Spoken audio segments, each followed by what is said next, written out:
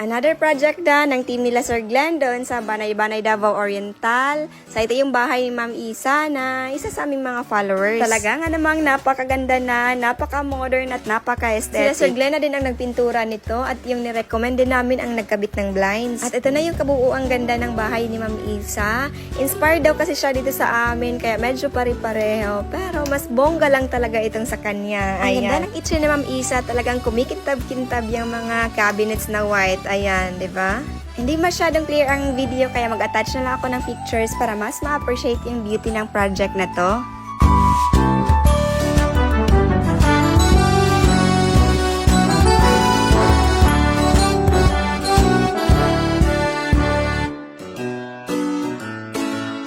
Ma'am Isa, congratulations po sa iyong napakagandang bahay. I'm sure super excited ka na talagang umuwi. And ingat po sa biyahe pa uwing Pinas, ma'am. That's all. Thank you for watching. Bye-bye.